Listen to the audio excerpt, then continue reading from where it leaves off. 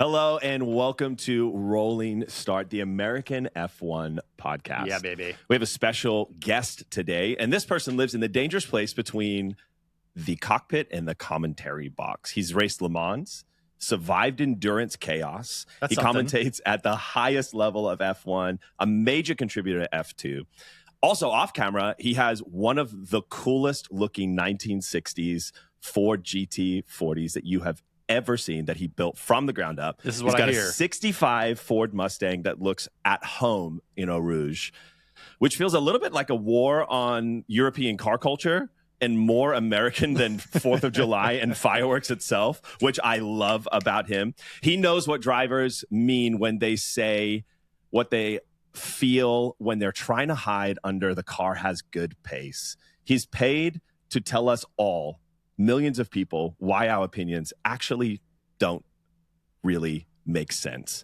And yes, he has that last name, but don't worry, we're not going to ask him about his dad, at least for 10 minutes into this interview. Alex Brundle is joining the Rolling Start podcast. Welcome, friend. Hello, gentlemen. I'm not going to prejudge your opinions. Maybe they'll be correct. I don't know. This is not a no because conversation. This is a maybe yes conversation. It's a pleasure to talk to you.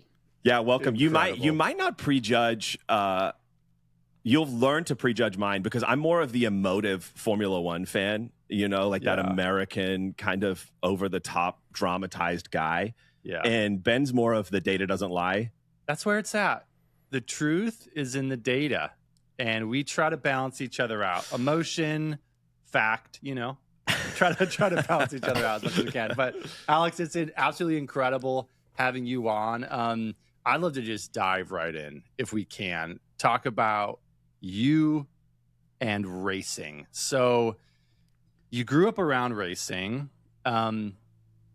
When did you, Alex, know this is it? Like, this is the trajectory that I'm going to be living my life on? It's initially a disappointing answer, but I hope it'll get better. So there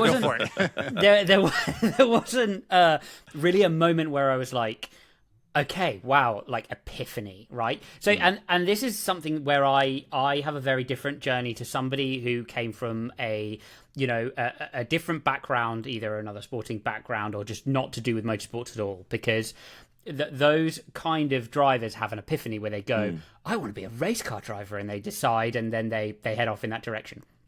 For me, there was never a moment where I didn't, and that was enough. So it felt predestined, and it was like a train on a railway, and I just never put the brakes on because I didn't want to. And I was in that kind of lucky environment where the people around with me were good with me driving racing cars. I was good with me driving racing cars, and it happened in that way. And then that train sort of careered on into my 20s, and I just carried on escalating. And I love the career, but I never really chose it. I just went in that direction. It was the path of least resistance, but even if it was the path of most resistance, I would also have taken that path.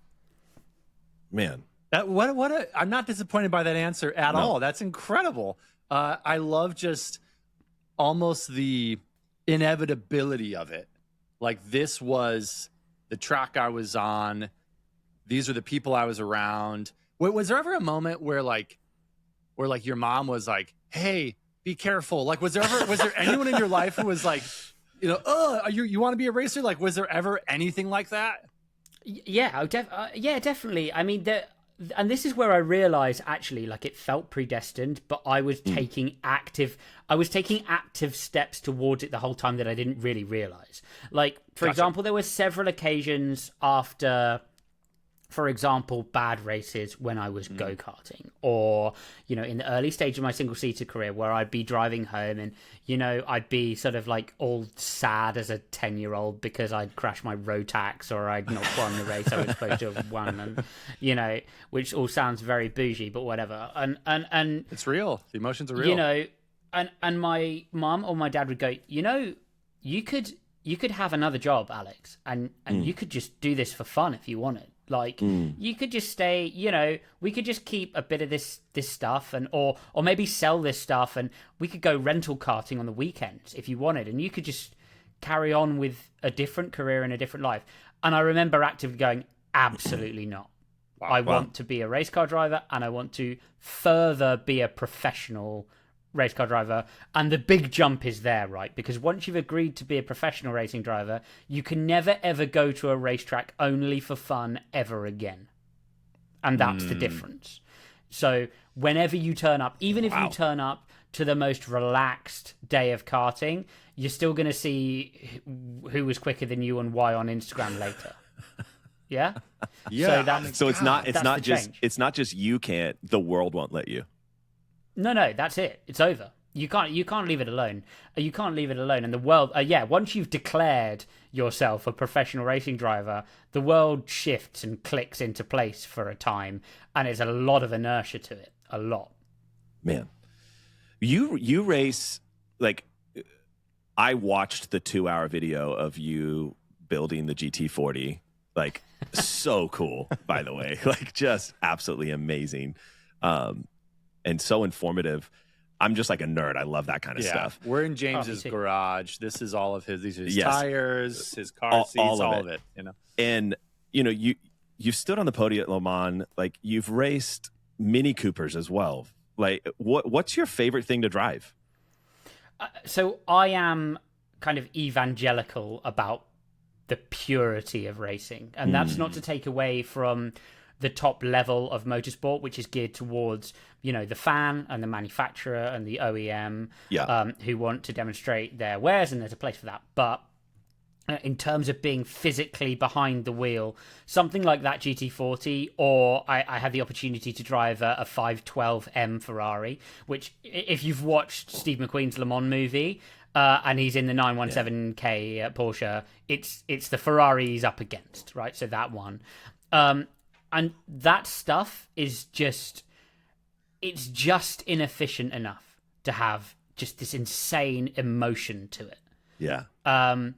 And you're in the last bastion of Le Mans cars or racing cars, where you can tell that when Ferrari turned up to Le Mans with the 512, that was the best car that they could make with everything they knew at the time, right? God, wow. And it's got that like apex to it of like, you can see the distance of the things they didn't know, but you can tell that the heart and the soul is in it, and that's the best thing that they could produce at that moment in time.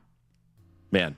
Can we just pause there for a second? So, Le Mans, can you talk us through, for anyone who A, hasn't been, or B, is never going to step in to a car, or most Americans would think that you're just sneezing or something when you say it.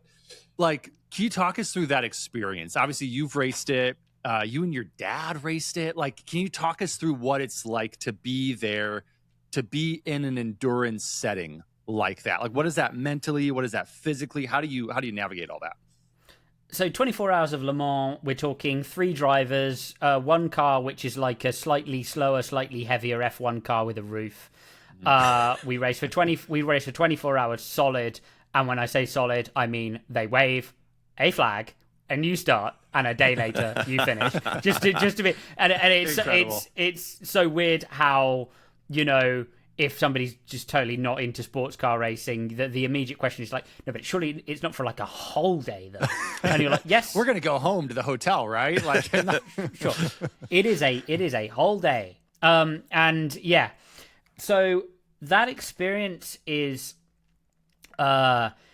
physical, tiring. I've done Le Mans 9 times. On the 9th, wow. I still didn't realize. I still turned up having forgotten from the year before how arduous it is. Yeah. Like, it's a really, really long time to be racing. How do you train? How do you train for something like that? What is the preparation that goes into it? Physical fitness is one thing. Mental experience is another thing. And then you just do everything your mum told you to do when you were 6. So sleep properly, eat properly, drink water, and the different, I get young drivers ring me up all the time, almost every year before the Le Mans 24 hours, and go, what do I do? How do I get myself through this? And I go, just do everything your mum told you to do. Eat, sleep, drink. So that's the kind of physicality of it. But the overarching experience of the Le Mans 24 Hours is one of pressure. It's an incredibly pressurizing thing to do, because you're at the striking point of quite a large group of people, and you're not very far away from messing up a lot of other people's effort all the time. Wow. And that is, so obviously you've got your two other drivers who are elite world-class sports people. You've got your full team of however many it is, depending on what kind of team you're in. You've got everyone supporting you. You've got all the sponsors of all the drivers. You've got everybody who produced every single part on your car. You're there, and with each turn of the steering wheel, it's like, that just could go completely wrong. So you stand there in the pit lane, and your fingers, you can feel the pressure from the tips of your fingers to the tips of your toes. A millimeter from disaster at any point in time. Yeah. Or stuff that's just not your fault, right? Right. And I was never a driver that was particularly good at, like, so the great drivers, and those that are much greater than me, are able to make a major error in that scenario and go, yeah, well, that's racing anyway. Spa next week, right? How does it roll off your back like that? Like for those drivers, and I'm sure you've been in that scenario too, where you've had to like experience deep disappointment, face the cameras, and be like, okay, Spa next week. Like, how do you do that? How do you get there mentally? You've really got to be a very certain type of person to do that, and it was one of my key weaknesses as a driver is I would take that very, very heavily, and I would struggle to actually, to compute that. You end up like apologizing to people, and it's you're kind of in it puts you in a bad place mentally. But it's a reps thing. So unfortunately, with racing, stuff goes wrong a lot. And this is something you don't see as a viewer at all, really, because every Grand Prix, every Formula 2 race, every Le Mans 24 Hours ends with what picture? It's a picture of the podium, isn't it? And the three drivers who had the best day. You bet, unless you're watching post coverage, which is a massively smaller group of the audience, you're not seeing the guy who finished. Yeah, sure, but you're not seeing every guy that finished 18th and the guy that finished 18th for the last 7 weekends, right? Jeez. So all of that kind of, and after a while, you've kind of seen it all before, and you've kind of done it, and actually you realize, and also, occasionally you'll be in a race and your teammate just smashes your sports car to bits. And there's just like nothing you could do about it, so you just go home. Yeah. I love the Instagram videos of the Le Mans drivers pulling into the pits and the pit crew just ripping the other driver out, and like it looks like they throw them across the pit lane while the other person, they just look like this rag doll of like a crumpled mess. What was it like in 2012 racing with your dad? Like how did that feel? So that was my first ever Le Mans as well. And I feel like it was kind of like, when you learn to ski and you do like snow plow and there's a bit of a blue slope, right? It was kind of that kind of run into Le Mans, because I had a friendly teammate, right? There was a friendly in the garage. And that was the overarching thing for me, like was the sort of, and he was really benevolent about the way we went about it. Like I was still trying to make a professional career and needed to look, strong in the car. I needed to look good. Yeah.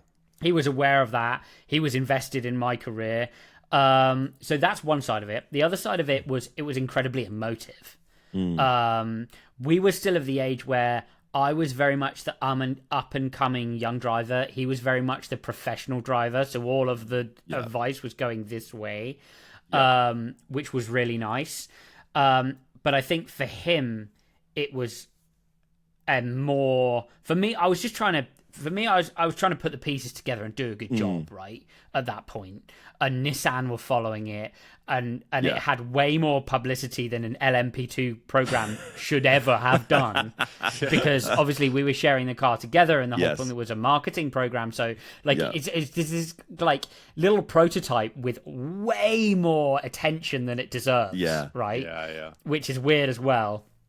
But for him, it was super emotive to see me, I think, go out of the pit lane at a race that he'd won and so on and so forth. And that was magic. But I think the talking about it and the retrospective looking back is kind of more emotional than it was at the time, because we were both trying not to, again, drop it. And mess it exactly. up. Right. Well, what was it like growing up with Martin Brundle as your dad, the F1 legend? I mean, not just as a racer, but he's like broadcasting royalty in the sport. How do you manage the inevitable expectations comparison? Like, how did you deal with that growing up? I mean, the succinct but slightly annoying answer is, what is it like not? Because I have no idea. That's my. I've only had one. I've only had one upbringing, and this is it. Yeah. But I'm obviously aware of kind of that being slightly different. I think that you grow quite a hard shell to things early, because there are like 18 racing single seaters. I look back at it now, and there are a lot of fully grown men and women that have a lot to say to an 18-year-old in the limelight. They have a lot to say, and that's pretty tough at times. So that you grow into kind of managing that and dealing with that.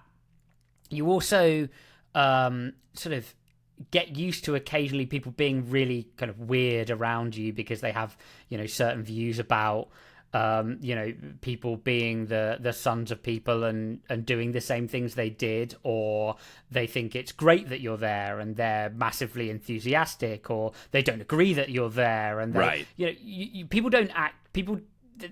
It's odd to live through a career when everyone you meet has an angle on what you're doing and whether you should be doing it and how it should be done. Where you don't really get a standing start. So you get really experienced at that, right? Yeah. You get really experienced at dealing with those perspectives and isolating them and understanding them. And realizing that when people are slightly weird around you, it might be just because they feel a certain way, either positively or negatively, about you, your background, your family history, and what you're doing at that particular time, right? Yeah. I mean, you talk about like pressure from the fingers to the toes. It just, even the description you're painting right there, it just sounds like pressure from all of these different sides and perspectives from all these different sides. And you're there to go racing.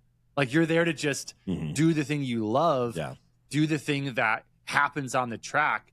So how do you as a driver manage like those worlds, like that intense pressure that comes with being in the sport, everything off track, and then just that laser focus of, I am here to do a job, but it's also something I deeply love. So like, what does that balancing act look like for you? It's a really tricky balancing act. And when you look at drivers, Lando Norris, for example, jumps to mind as a driver who has just conquered that balance without being naturally predisposed to it. Whereas I'll give you a max. So some drivers just, and they really genuinely don't care what people think, right? Is Max one of them? He just genuinely doesn't care. I think he really doesn't. And that there are, and I think you spend enough time observing those drivers, and you can tell whether there's somebody who has to really work at, that taking themselves away from public opinion, or if there's someone who just flat doesn't care, right? I think that drivers who don't care what others think are quite blessed, particularly in the modern world of motorsport, because there's so much noise. And actually, you know, when you hear drivers like Fernando Alonso, like Lewis Hamilton, say, what's your one piece of advice for young drivers coming through? And they both go, stay off social media at all costs. Yes. You realize how important that calmness of mind is. That is almost the whole game once you get to a certain level, because you get to a certain point where, and I kind of grazed that point at the apex of my career where everyone can do it on the day. Literally everybody can do the lap. So the game is not who can, you know, the game is who will in the moment, right? Wow. And, you know, if I ask you to chuck, you know, a tennis ball a foot up in the air and catch it, you'd go, yeah, well, that's super easy. And if I asked you to do that with, you know, $10 million on the line, all of a sudden that becomes quite a difficult thing to do, right? Because your fingers start to shake. And so as soon as you can relinquish that pressure and the opinions of everybody, your driving improves a lot. So a lot of drivers swear by things like mindfulness meditation or focus training, that kind of thing. I don't think there's anybody now in, for example, the F1 paddock who doesn't do some sort of mental training, which is just as important as physical training for the drivers these days. That's so interesting. You mentioned Max being one of those people who kind of just doesn't naturally care. Who else in the paddock would you say is kind of orientated towards that mindset naturally? I think Fernando. I would think Fernando, like you said. My gut would say like maybe Oscar, but I can't think of anyone else who would be up there. Oscar, yes, he's a pretty calm dude, but I think Oscar is just master of his own. It's kind of over time, I've seen drivers become more and more and more in control of their own responses from a younger and younger age. Like, I think Lando set a new benchmark, and I think Oscar set still a new benchmark beyond that, you know? I wonder if Oscar is just so brilliantly trained at it that he actually, it's kind of second nature. Yeah. I think Nico Hülkenberg is one of those guys who just really doesn't mind, you know? Nico Hülkenberg is the kind of guy that would eat in a restaurant alone and just not even, you know, he's gourmet, isn't he? Analogy. Yes. He's gourmet, you know, and they just don't care, and that is beneficial in a way, you know, in a way that you can't describe. Yeah. Speaking about Lando, let's go there. And mastering that, the 2025 season was honestly one of my favorites. It was a great one. Overall, it was a great season of F1, especially seeing Lando finally break through, win his first championship. What do you feel like that says about patience, perseverance, mental acuity in this sport that is at the highest level? It was honestly, you know, and you inevitably, you know, you'll come across British bias here, but it was honestly, it was a joy to watch, right? And the reason it was a joy to watch is because everybody knew that was a challenge, and it's very rarely in the world, perhaps slightly more common in the world of professional sport because these people are so, you know, exceptional, that you get to see a known weakness overcome in literal real time. And that was what happened throughout the back end of the season with the wins he took. That was what happened in Abu Dhabi, getting the result he needed to get to clinch the championship. And all of that stuff, when you were sat in the early stages of the year and you were watching Oscar, you know, deliver all of these performances, you know, win back to back. Yes. You would have, and people in the know would have said, Lando Norris in the final race of this season, if it comes down to the wire, will not be able to deliver it psychologically. Right. And he went and he did. And that was quite a moment in the sport for me. It really was. It felt like such a different championship moment. Yes. It felt very personal. It felt very emotional with his family in the end. It felt it felt like a departure from how Max has won and how Max has been as the champion. Lando, I think one of the things that was like so moving for us as, deep fans over here was he maintained identity and fidelity to his way of racing the entire season. And then he won that way.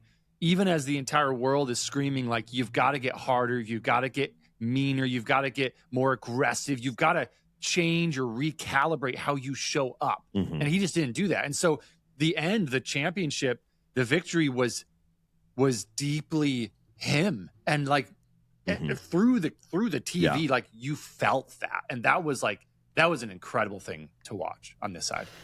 Yeah, we've seen an incredible refinement as well in racing drivers in Formula One racing over the years, right? And I think that Lando's victory and the way it was achieved was a crowning, was kind of like not kind of a finish of that in many ways. In that, this is a sport of, because there were times when Formula One was a punch up, right? It was a rough sport. Yes. It was drivers with their feet in front of the center line and machines that were built in sheds, right? And I think Lando's victory was a new era of motorsport style victory. For better, for worse, whatever your opinion is. I don't think it necessarily is to detract from the way that Max Verstappen goes racing, of course, or the way that any of them go racing. The heart in it for me was that it's easy when cars and machinery and equipment and racing style becomes incredibly refined, as it did towards the end of the last regulation set, to think there's no personality left in the way these drivers drive these cars, because we can't see as much of them anymore because their shoulders are in the cockpits for safety, as they should be. But we can't, because the cars are deeply, deeply engineered and so incredibly, finite in terms of their aerodynamic performance. It's easy to think you can no longer demonstrate your personality behind the wheel of a racing car. But what was shown is, between the way Max goes racing, between the way Lewis goes racing, between the way Lando goes racing, and Oscar, the personalities of the drivers are now in their decisions, and I think that's deeply interesting, and I think that's going to carry through, very loudly into the next phase of the regulations as well. Yeah, I think that's a really good point. What's interesting, I love what you said about the sport has gone from building cars in sheds. I mean, literally. The sheds have just got bigger, right? Yeah, exactly.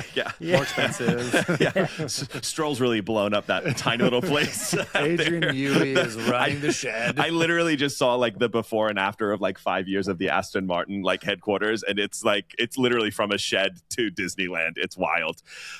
You said something interesting that I want to hone in on for a second. The tone has changed throughout the years. And so even as recently as 2021 going into that, to me, that was Britain's version of WWE wrestling.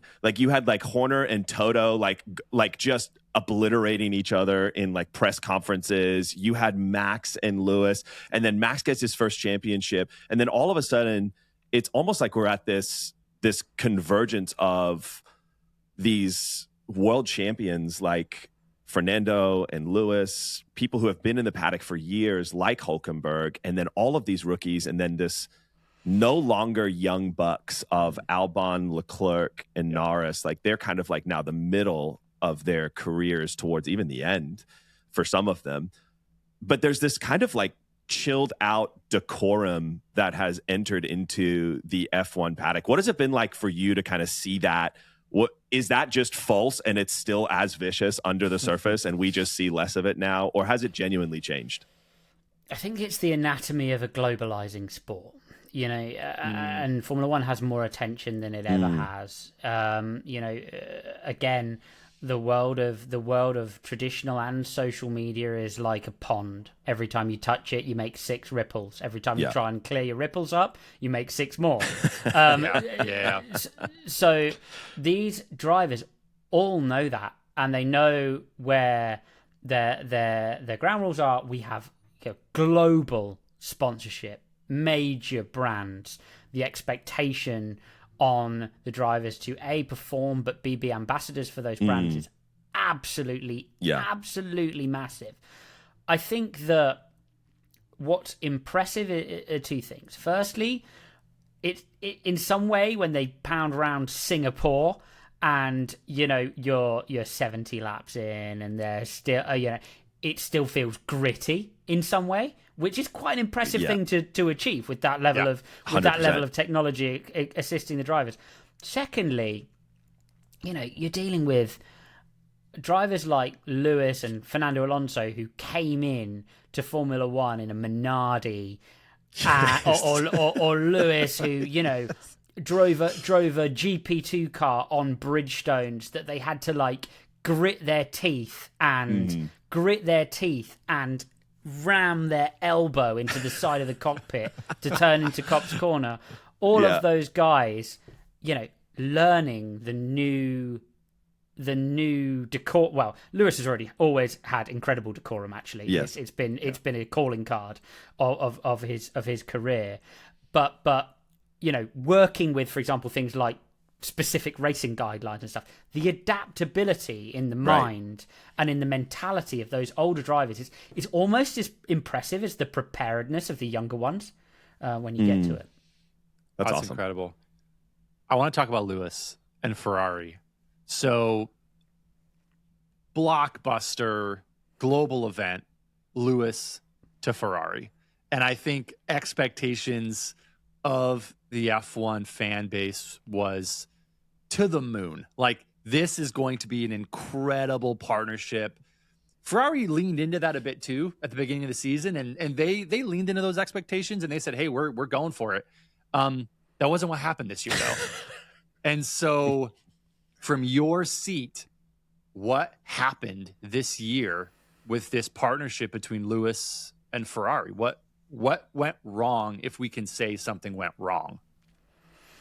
Well, there are a couple of things that you can say, which is, there's an overarching phrase in motorsport, which I believe is Ron Dennis's originally, which is past performance has no monopoly on future results.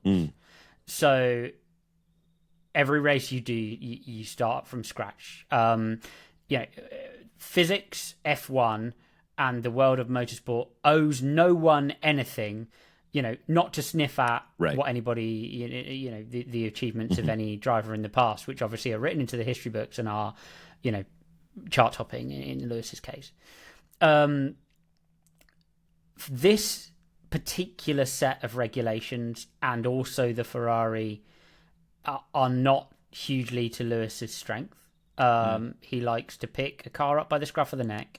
He likes the rear moving around underneath him. And the particular way the latest before this one twist of regulations happened was not to Lewis's natural inclination and driving style. And then above and beyond that, I think there's a certain inertia in the way that Ferrari do things, their processes, their mentality of setting up a car, which, even though there was tremendous respect for Lewis, was that the biggest transfer of a racing driver between two teams of all time? It's definitely up there. Tremendous respect for Lewis coming into Ferrari. He would still have overcome, while being incredibly institutionalized by immense success at Mercedes and a time period at Mercedes, he would have had to overcome a little bit of that inertia. All of those little bits together, I think, have amounted to a disadvantage. And any disadvantage then spirals slightly when everybody expects huge results, maybe starts to panic a little bit, even though they'd never admit it. Not necessarily even in Lewis's case, but in the team's case, that those results aren't coming. Then we all over try slightly because that's human nature, and so it goes on. He's got a tremendous opportunity now if this Ferrari engine is good. To resurrect that stint at Ferrari, and he is a technical mind in terms of development of a race car and a library in terms of his feel for what a race car needs. So he's got as good a chance as anybody, I think, in this new reg set. That's interesting. Talking about that a little bit further, would it be fair to say, because of these new regulations, drivers like Lewis, Fernando, who have been through multiple changes, and also even these newer drivers, these rookies coming into their second season who have come out of F2, which inherently has less downforce, and now we're in these new regulations. Do you feel like they're going to have a bit of an upper hand? The F2 drivers going like, oh, this feels a little bit like muscle memory. And then the classic drivers being like, yes, this is more a way for me to adapt quickly and show what experience offers. I think that, well, first of all, it's a sea change in how the cars will feel, which for anybody who just straight didn't like bouncing off the floor in a ground effect car and making a ground effect car work is an opportunity. That's point one. So you're looking at drivers who just like Lewis who just didn't love that sensation behind the wheel of the car. Right. So that's an opportunity. I think the immense opportunity actually is for a driver like Lando. And potentially even a driver like, Alex Albon. I'm talking about your mind behind the wheel with extra capacity. Who can, because it seems like this new generation of car is going to be dominate. They're going to have to play the power unit like a flute, basically. Wow. It's flat out. The feedback to the engineers will need to be excellent in terms of what the drivers need. There's a new dimension to the way that they're going to have to give that information back. And this is a PlayStation generation race car, in my opinion, in that drivers who know how to regenerate energy, deliver it, the strategies of doing so, and really understand those systems and get into it are going to be successful. Drivers who hark back to who don't move their minds forward and hark back to a different era of race car and go, oh, I just set it however you want and I'm just going to drive it, they're going to go backwards because you are going to have to fully engage with the new power unit. So I actually think it's a young bucks car in many ways, not because it's necessarily like a Formula 2 car in the way that it'll feel, but because of that continuous system management, which is now baked in to the young driver's preparation. This is really interesting. Before we jump fully into 2026, I do want to ask one more question about Ferrari and Lewis. Lewis made an interesting observation last year, early on, that a lot of world champions have gone to Ferrari during their career lulls. And so when you look at Fernando going to Ferrari after being a world champion, Raikkonen going back after he had already won his world championship, and obviously Vettel as well. Is Ferrari somewhere where previous world champions just go to die? Or do you think Lewis can really resurrect this year? I mean, They would hate to see it that way. I think anyone would. That'd be terrible. Anyone would. I would. They would hate to see it that way. I mean, there's a track record. The names that you mention are a track record of extremely high profile drivers that didn't perform or indeed perform again. I think that Ferrari have a budget to bring in the extremely high profile championship winning driver, and they have an expectation that that driver in Ferrari will perform. And as we previously said, there's no guarantee of that.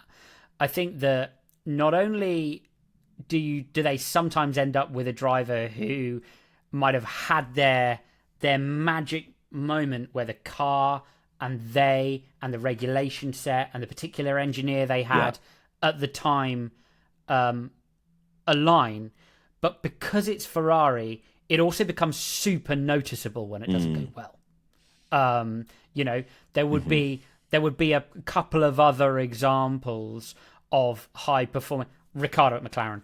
Mm-hmm. Yep. High performing driver jumps across.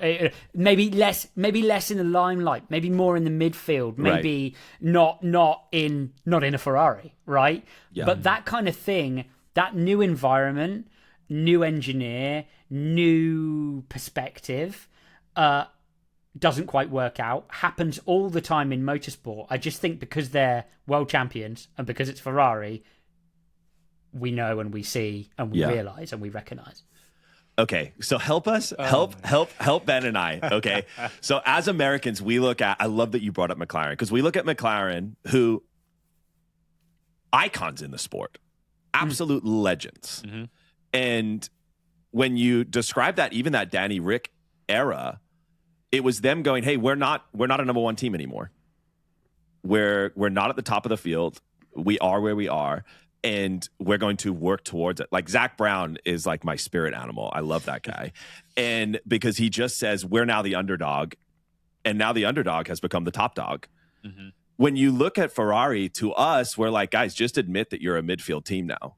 Every year you come out and you say, we're going to win this. And it's been over a decade. And we're like, what does it feel like for that narrative to change, for them to actually go, we are where we are? Is it because it's Ferrari and the Tifosi would never allow it?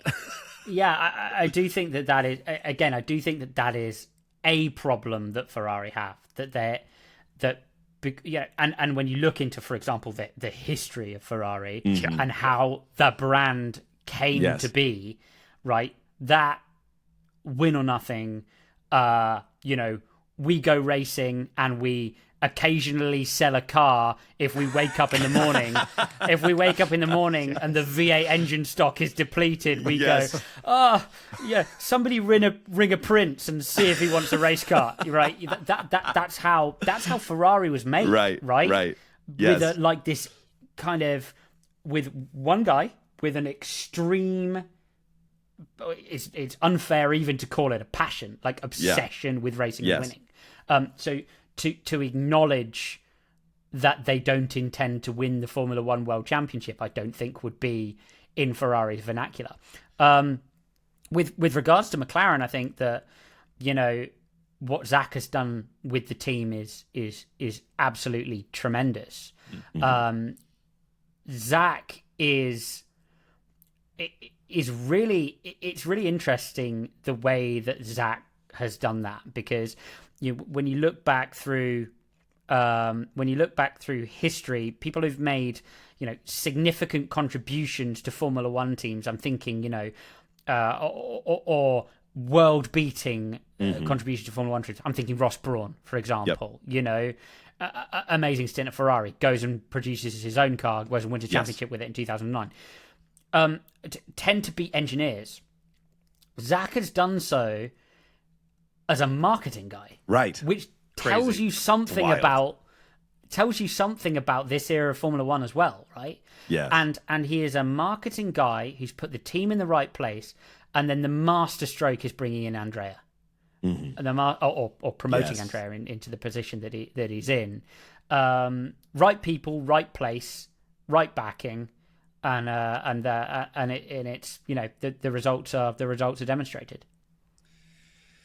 Oh my so God, we could literally talk for hang out hours. Here all day. I want to think about this season we're about to step into. So we've been talking about Ferrari, so much history, so much in the sport. I want to talk about Cadillac, the new kids on the block. What are you seeing? What are the hurdles you anticipate they're having to navigate as the 11th team coming in to Formula One? I think so. I breathed a sigh of relief for them when they did that rollout day around Silverstone and when they ran in Barcelona and all of that kind of stuff, because there would be a lot of naysayers in the paddock that would have said it won't turn up.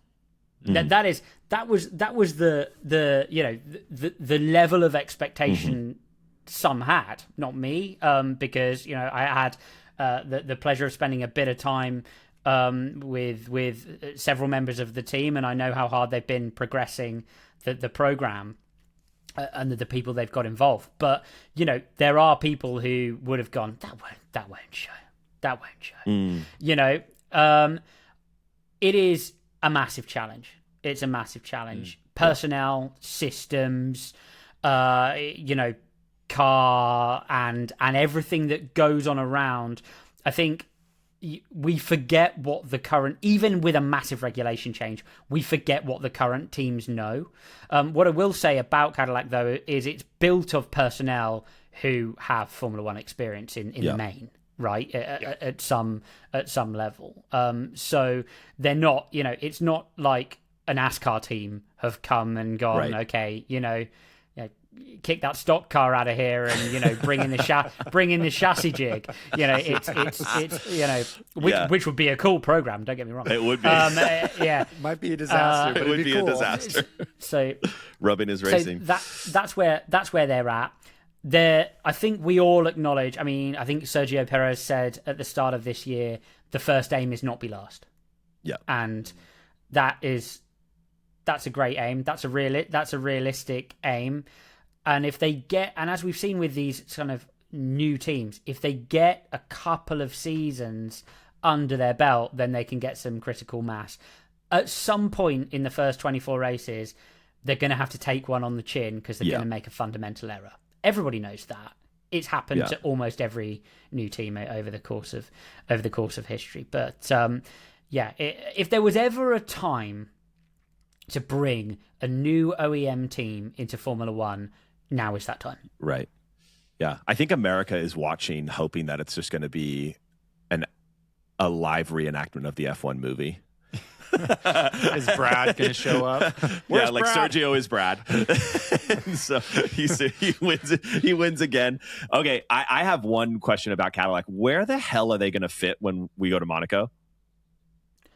Oh, in terms of their performance? No, in terms of actual capacity. Like, I look at that, where are they going to actually fit? There's nowhere for them.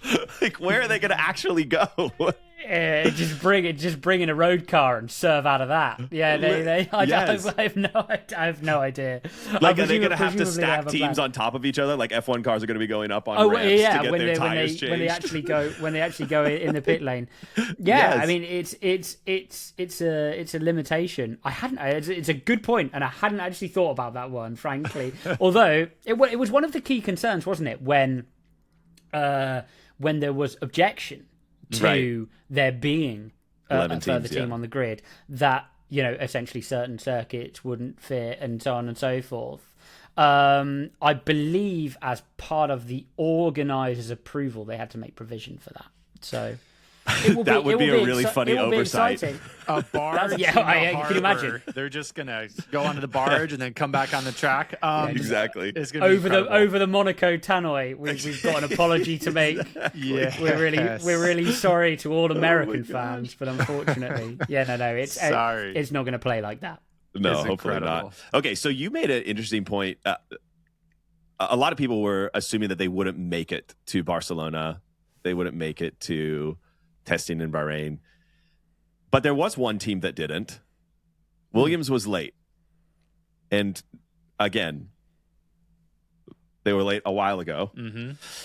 Williams is playing it cool. Everything seems like, hey, it's all good. We've got the car in the wind tunnel. It's amazing. They missed the testing. How damaging is that actually for a team behind the scenes? I think it's quite damaging because the one thing that's abundantly clear is that there were teams running on different schedules through the Barcelona test. Some teams ran more, some teams ran less. But that was scheduled and managed. One thing that became clear was Williams were late because they weren't ready. right? This is not a strategical, a strategic management of their running. The car was definitely not ready, and until you've got the chassis, crash tested and on weight, then it just delays absolutely everything else, because everything else has to fit to the chassis. And then you don't have, for example, all of the numbers that the other teams will have taken from Barcelona. And in this current regulation set, those numbers are just biblical in terms of their importance, to give the teams an idea, because so much of the energy strategy of these cars is going to be automated. And, they're talking about, even using things like, artificial intelligence in the initial phase to manage the energy strategies. With no input data, you're in real trouble. The other thing that I think, it is kind of slightly an under the radar disadvantage of not being present at the shakedown is there's a to and fro definitely going on still. I mean, they've announced as much between the teams, Nicholas Tombazis, the FIA, and everybody else about refining this regulation set, right? And about making these cars so it's a good product on track. There are variable numbers still within the technical regulations to make sure that F1's still F1, right? And that it sits correctly, and that it's it's achieving goals. As if you've not been one of the teams that have run a car, then you have no voice. Man, or less of a voice in that scenario. Yeah. So they're coming into preseason testing on the back foot in comparison, and thus could 100% lead all the way into the start of the season in Australia. Yeah, I think so. Yeah, if you look at, if you're forced to pick a team that are going to be on the back foot, then it's the team that's not ready to go testing is always the team that you would pick. There are reports at the moment, although it's still conjecture, that the car's a little bit over the weight limit as well. That doesn't help. And anything done in a rush, motorsport's the same as anything else. You can have cheap, good. You can have any combination of the two of cheap, good, and fast. Right? Yes. And if it's done fast, you might get cheap, but you're almost certainly not going to get good. Right. Yep. Yeah. Yep. Well said. I want to ask a question around the second Red Bull seat and the parade of drivers through that seat over the last seasons. Isaac's going into that seat, and as a driver, if you had to put yourself in his shoes, what is he thinking? I love data. Data doesn't tell a lie. That second seat has been an impossible bucking bronco that has thrown off every driver who has tried to tame it. So if you're Isaac and you're trying to not just survive, but you're actually trying to compete and thrive against Max, what are you trying to do in that second seat? Well, the first thing is that when you enter that Red Bull program, you know that the destination is the seat next to Max. There's no, because what are you going to do, right? Drive for RB forever? You can't just sit in the second team. The whole point of that program, and you don't get to the position that Hadjar is in without wanting to be a world championship winning Formula One driver. Right. He knows to be a world championship winning Formula One driver, he will have to beat everyone, and everyone includes Max last time I checked. So, he knew the seat was coming. Yeah. What's interesting is it was abundantly clear when he was first asked, and that was maybe even before the turn of this regulation set, would you be ready for the Red Bull seat? There was that moment of slight hesitancy there. This is how he wanted to do it. And I can understand that entirely. We are about to find out, because with the new regulation set comes a new set of cars, a full new group of bits, and an entirely new driving style. So we're about to find out if Max, that reg set, and that specific car was magic, or if, or if there's an opportunity for Hadjar. I think he is the driver of the last sequence, of the sequence of teammates Max has had, who has the best chance here of survival, because he has the opportunity to get his head around these regs and fight his corner. And if he performs, I really believe that Red Bull will back him.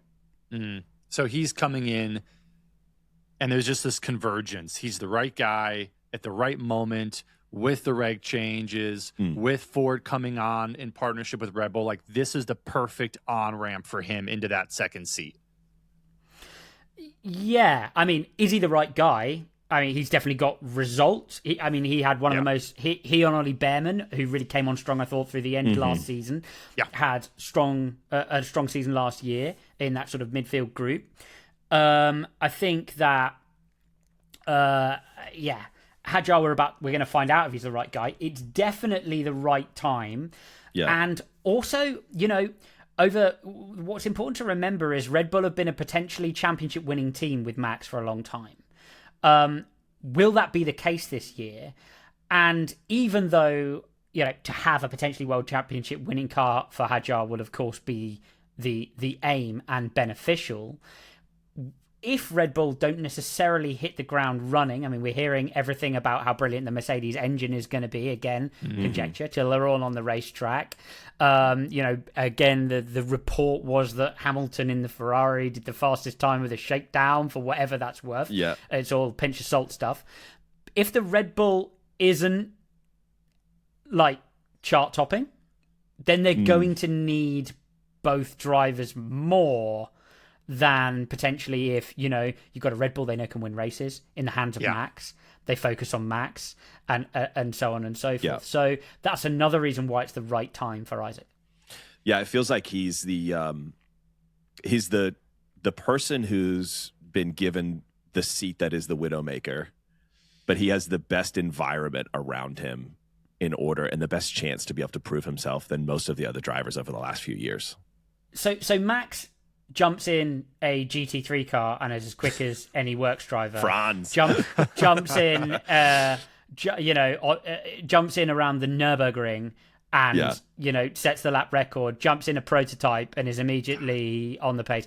The concept that he is going to be anything but excellent in this era of Formula One racing car is for the birds, right? Right. So 100%. that's the balancing point.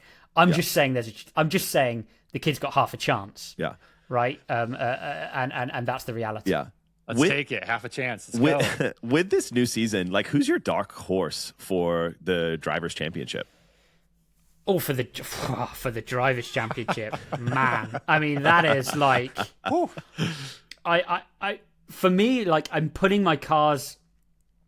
I don't know is the answer to your question. Yeah. And I think we all have to. Acknowledge that sometimes. The bookies are saying it's the effervescent George Russell. Yeah, I mean, I don't think he's a dark horse, right? Right. The straight down the wicket, to use all the British phraseology I promised I wouldn't use. This straight down the wicket front on drive is Mercedes car, Mercedes engine, driver with the most experience in it, right? Yeah.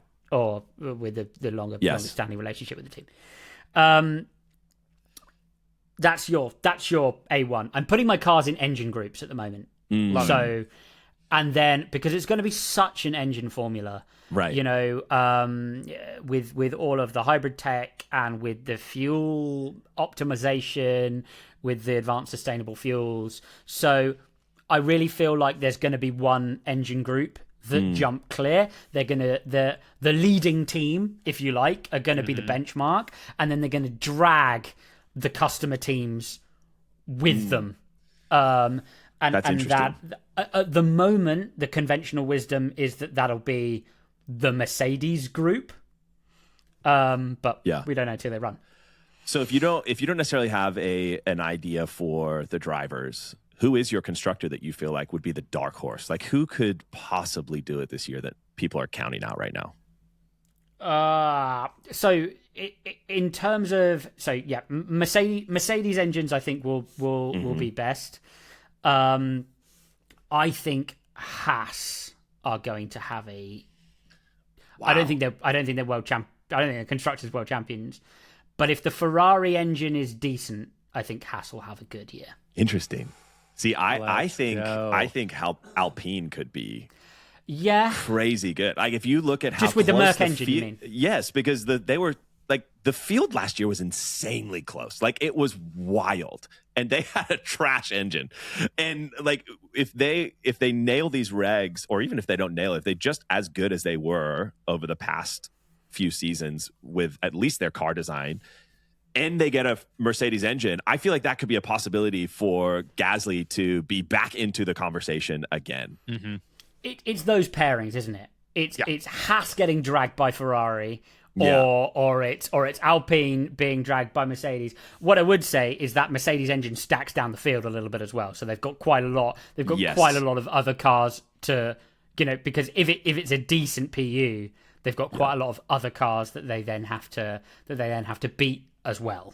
But albeit some of which didn't make the first test, but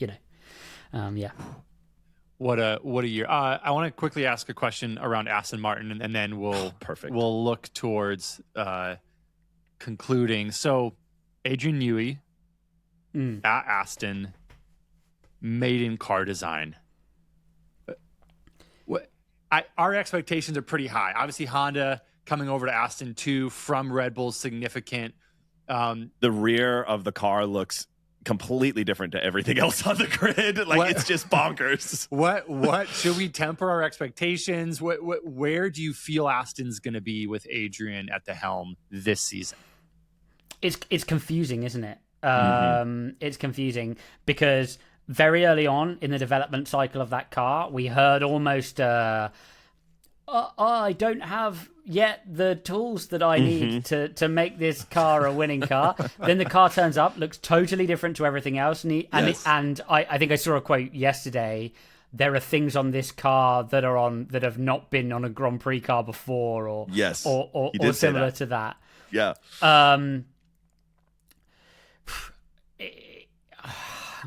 It's Honda engine stuff. It's totally Honda engine stuff. Although my expectations are raised by the active aerodynamics because I think that Adrian's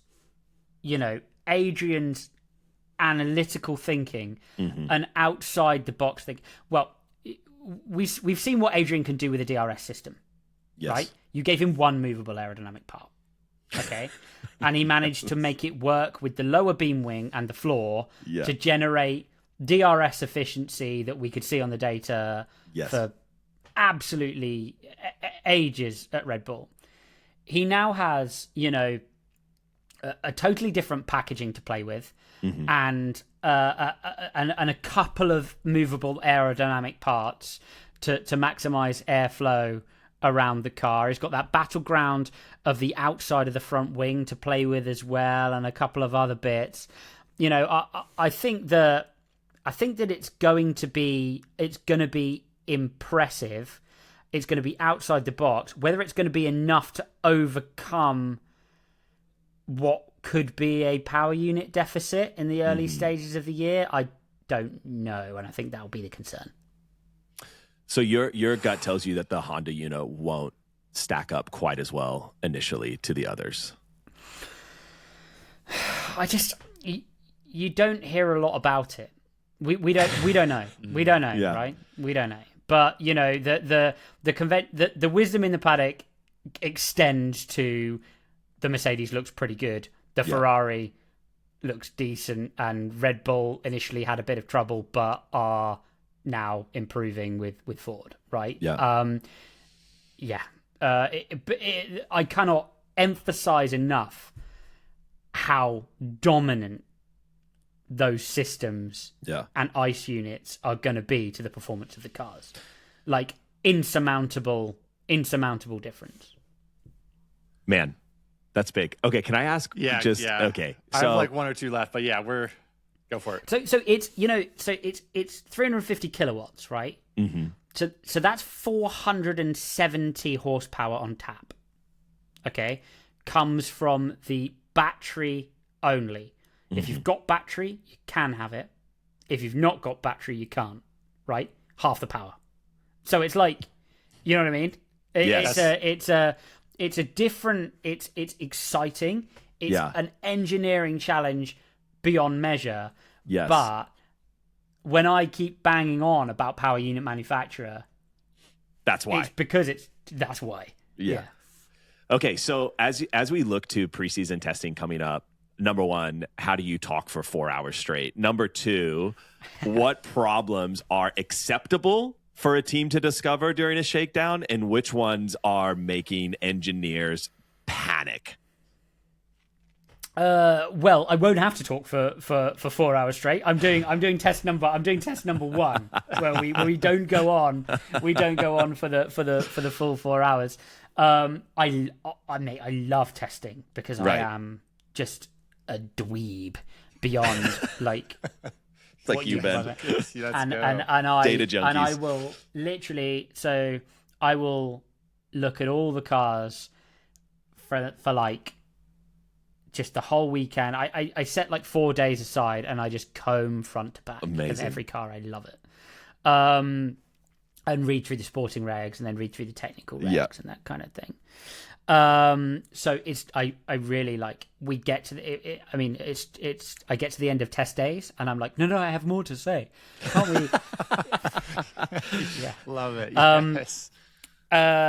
What problems are, okay, so if you're having like, obviously if you're having like fundamental ICE unit failures and that kind of stuff, that's because the power unit is feeding the battery.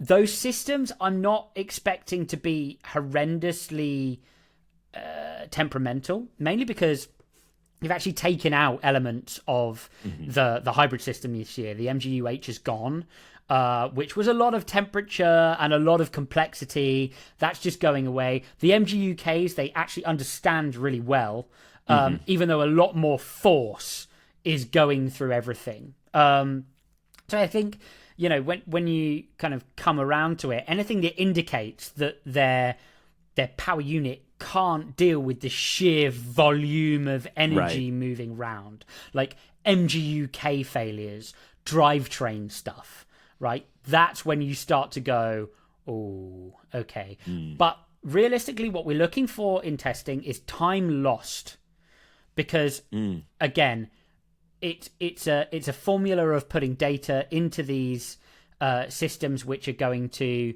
automate and understand how much energy these cars can use, how much energy these cars can regenerate, and how most efficiently to do it. So teams that don't get race runs in or lose the race runs over these couple of days of testing are going to be in big trouble. Man, that's all. I'm so excited. Oh my God, yeah. So looking forward to it. I want to ask you a quick question. This will probably be the last question for me for this interview. So in American sports, we're about to hit the Super Bowl weekend here, right?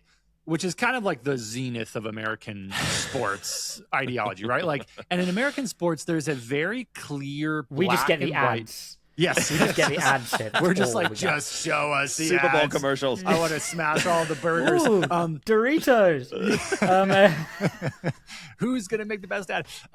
But in American sports, by and large, there's a very clear binary of like winners and you suck losers, and it's like American sports just kind of like crescendos, and that's what we love. And we love it. It's the World Series, it's the finals, it's the Super Bowl, and like we're just used to like you're making this upward journey to the top where someone's gonna be crowned king of the world and all that kind of stuff. At least in America's mind, it's not how it actually is. But but racing and Formula One, it isn't a binary.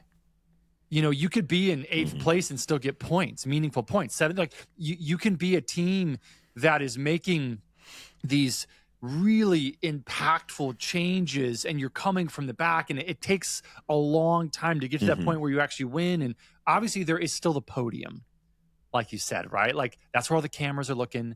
It's who are the three on those steps. But in racing, it's more pluralistic, right, than just a binary. And so, how do you think the American audience is kind of adjusting to that? Obviously, isn't that what we kind of sold you with Drive to Survive? Yes, it is what you sold us. You had to tell us the story. That kind of, European sort of. Well, I kind of won, but it's my own personal battle that I really won. Yes. Kind of, the story. It's an individualistic kind of experience in this larger thing, Yeah. But like, I know, I like that kind of. So I watch cycling, dudes. Like I am literally. I was sitting there for like 4 hours and go. People set off on the Tour de France. They know they're not even going to make it, let alone win. Right.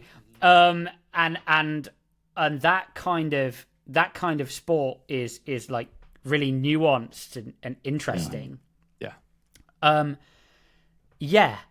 And what you're effectively describing is my job, really, which is to take that sort of nuanced mishmash of cars that finished in certain places and things that happened in races and organize them into that like bite-sized binary.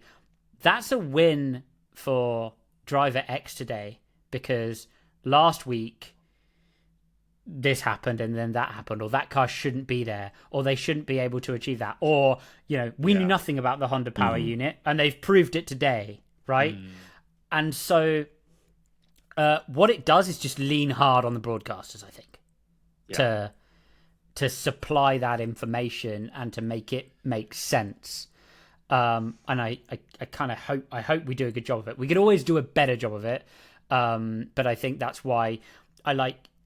People have often asked me. I mean, offered opportunities to broadcast other sports, and I love broadcasting racing because there is so much depth to explain. Yeah, I would say you're. I love listening to the F1 team. I appreciate your commentary, and I think you do that as well. I think you take it. Like, I also love watching you. I don't know if is Sam Collins going to be on this upcoming season as well? Yes. You and him spiraling in your little data like love fest is hilarious.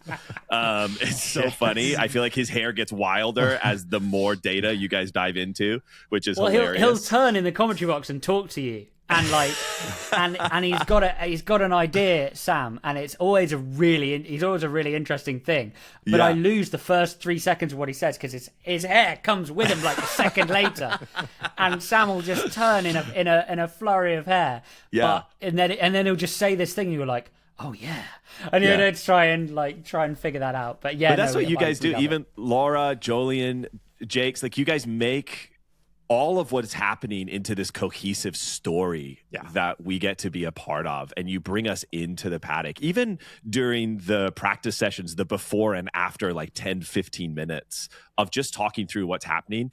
It's an immersive experience. And I think for us, like, we love not just the racing, but also like the story of these teams. Everything is on the line. They're working tirelessly to do it. And you guys break, like, I feel like I know how stressed James Vowles is. And the pressure that Freddie V is under, because you guys are there outside of their garage and you watch them walk out just like this. And you guys talk about it.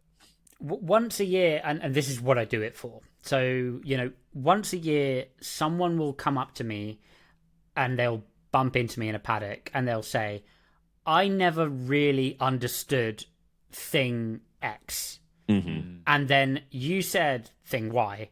And all of a sudden, I now can watch the race and that bit makes sense, right? Yeah. And like we're not here to be the motorsport. Like, the motorsport is of itself, but like we're just gonna put a set of glasses on, hopefully, so that what's occurring feels clearer. And that's always been the aim. I'm really glad you're enjoying it. We appreciate we do our level best. It's the right amount of drama and staying true to the facts.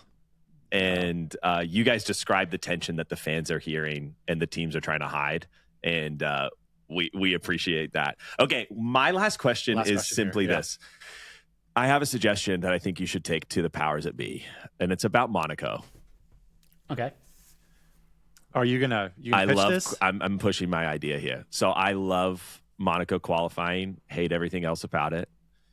I think this is a pretty common theme. I think we can fix it by simply including a Joker lap.